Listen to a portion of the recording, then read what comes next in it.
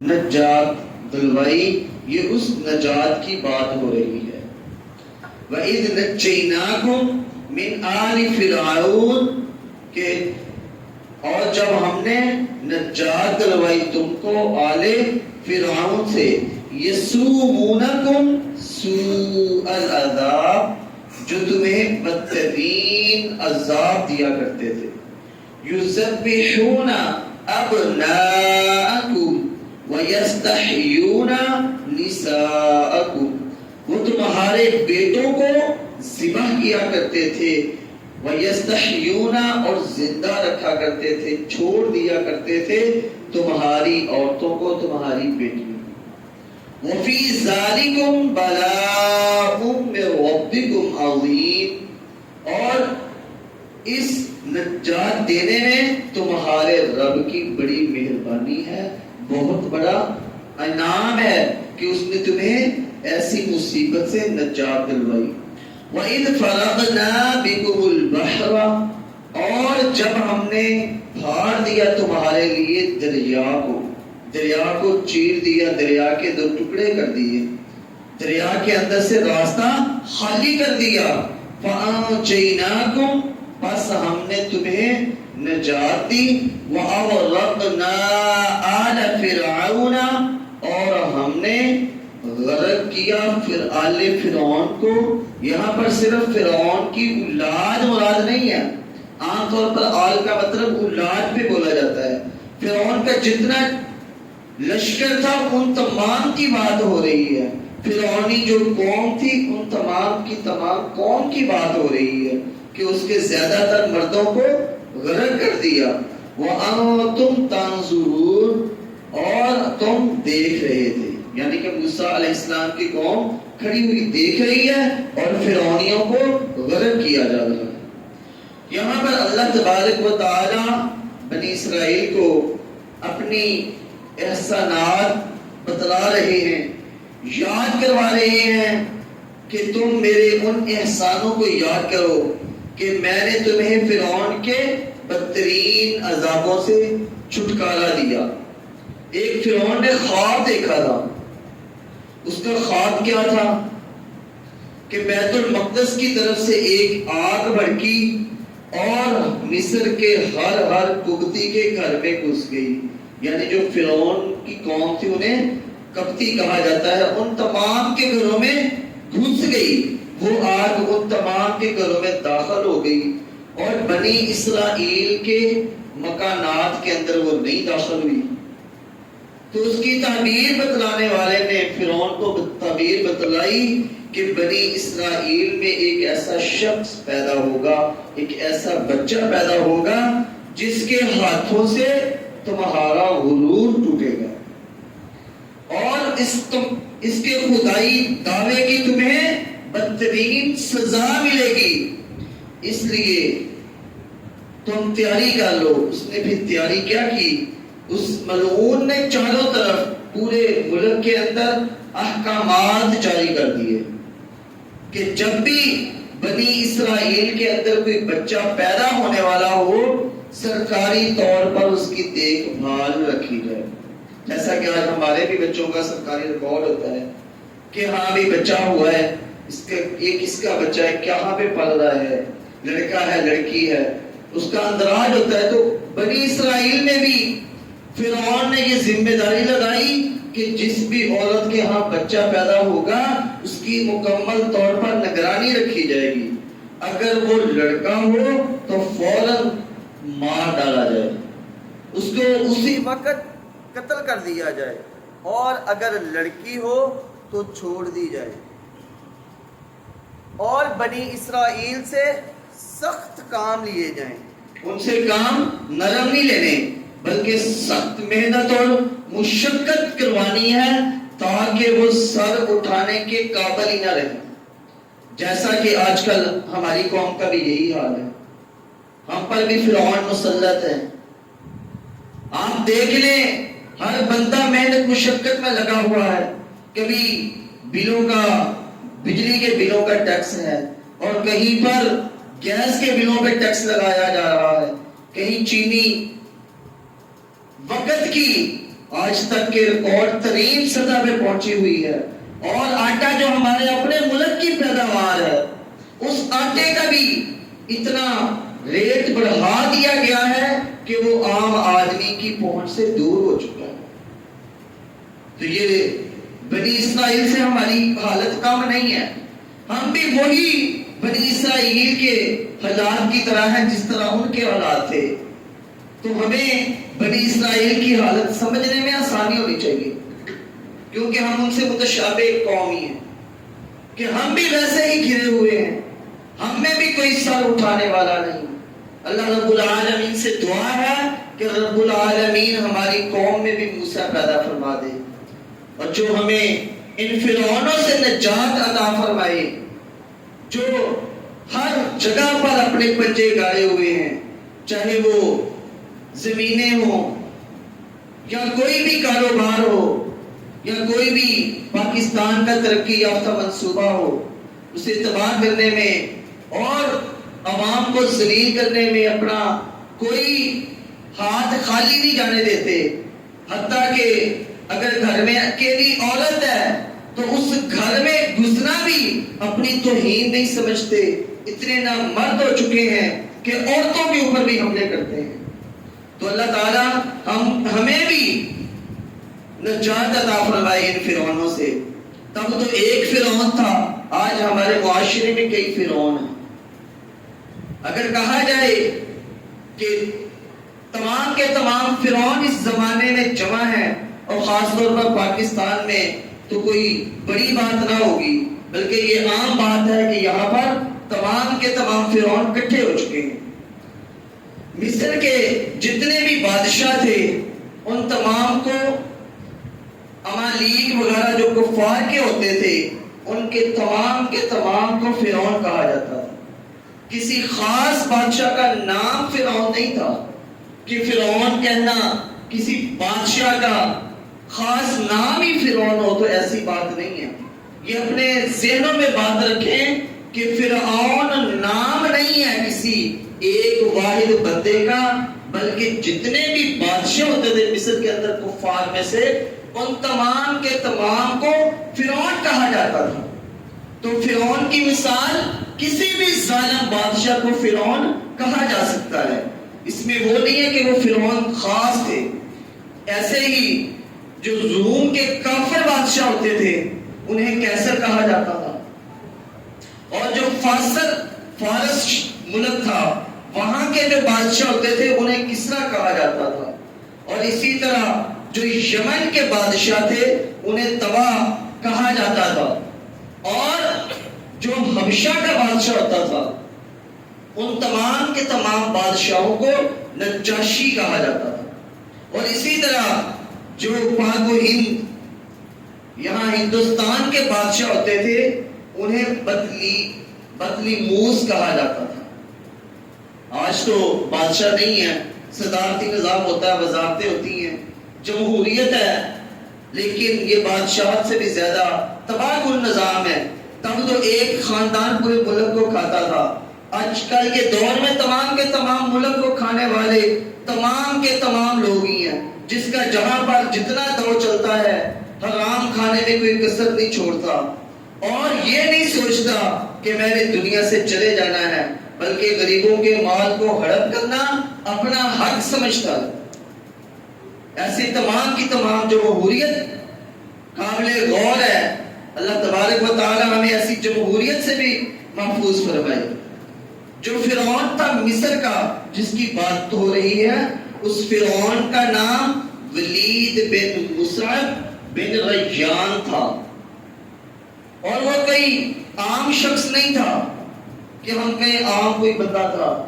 وہ 6-7 نسلوں کے بعد نوح علیہ السلام کے بیٹے سام علیہ السلام کی نسل میں سے تھا، یعنی وہ نوح علیہ السلام کے چھوٹے 6ویں نسل میں یا 7ویں نسل میں سے تھا۔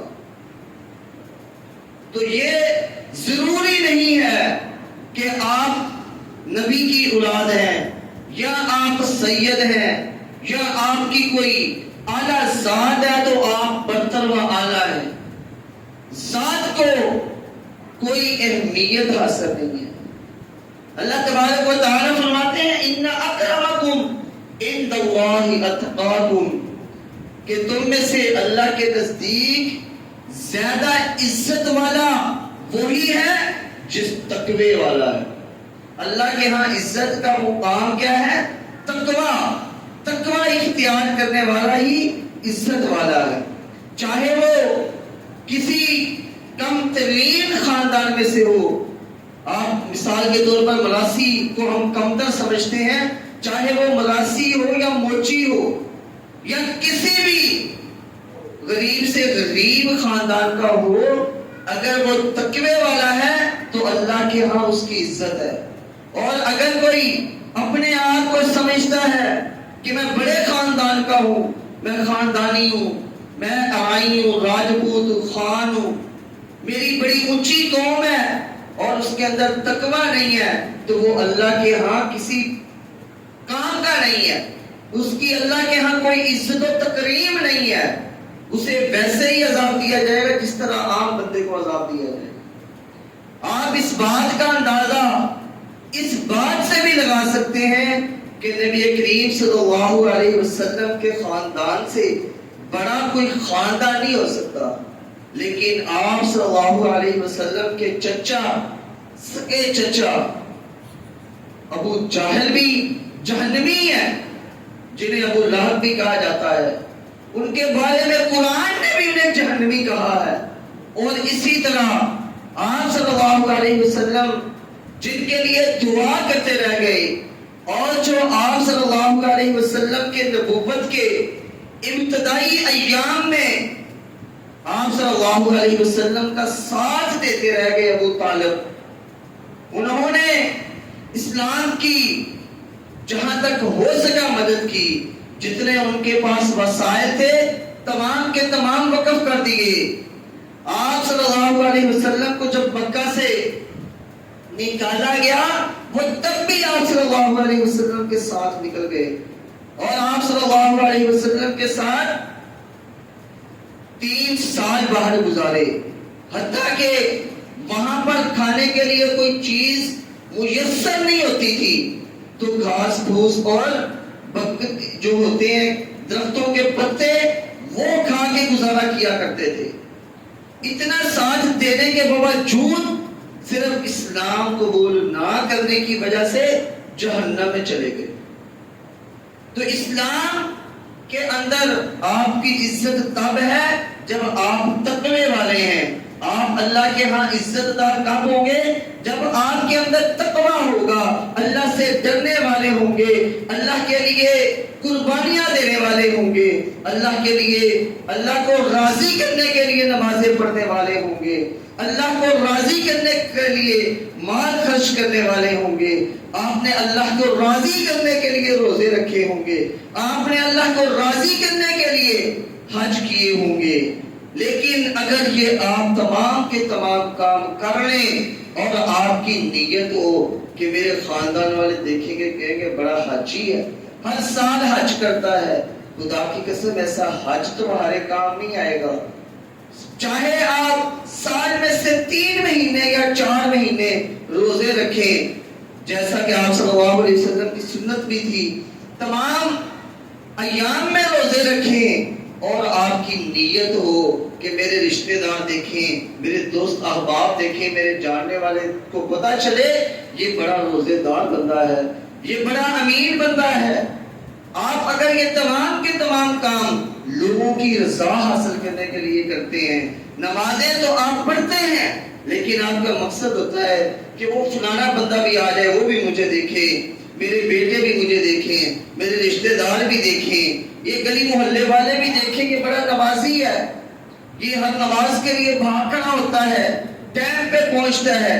اگر آپ کی نیت اللہ کو راضی کرنا ہے تو ٹھیک ہے، اگر آپ کی نیت لوگوں کو دکھلانا ہے تو خدا کی قسم ایسی نمازیں بھی ہمیں قیامت کے دن فائدہ نہ دیں گی۔ عمر بن میمون عودی فرماتے ہیں کہ جب موسیٰ علیہ السلام بنی اسرائیل کو لے کر نکلے اور فرعون کو خبر ہوئی کہ موسیٰ علیہ السلام اپنی قوم کو لے کر میرا شہر چھوڑ کے جا رہے ہیں، تو اس نے اعلان کیا کہ جب صبح مرغا بولے تو مجھے جگا دینا ہے اور فوراً سب کو پکڑ کے قتل کر دینا ہے۔ بنی اسرائیل کے جتنے بھی لوگ موسیٰ کے ساتھ ہوں گے علیہ السلام، ان تمام کے تمام کو قتل کر دینا ہے۔ موسیٰ علیہ السلام اپنی قوم کو لے کر نکلے۔ اس دن اللہ کی قدرت یہ ہوئی کہ مرغا اپنے ٹائم پہ نہیں بولا۔ جب سورج نکلنے کے قریب آیا اور مرغا لیٹ بولا، فرعون لیٹ اٹھا، تو اس نے اپنے حواریوں کو حکم دیا کہ یہ بکری ذبح ہو گئی ہے، اس کی کلیجی کھا کے، اس کی کلیجی کا سالن بنے گا، اس سے میں فارغ ہوں۔ اس سے پہلے 6 لاکھ قبطیوں کا لشکر لے کر تم جمع ہو جاؤ، موسیٰ علیہ السلام اور اس کی قوم کو ہم نے قتل کرنا ہے۔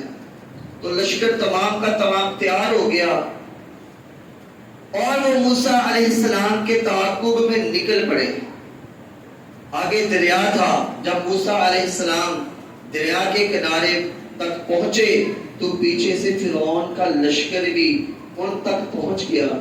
جیسے دور سے ہی نظر آ جاتا ہے کہ بڑا لشکر آ رہا ہے۔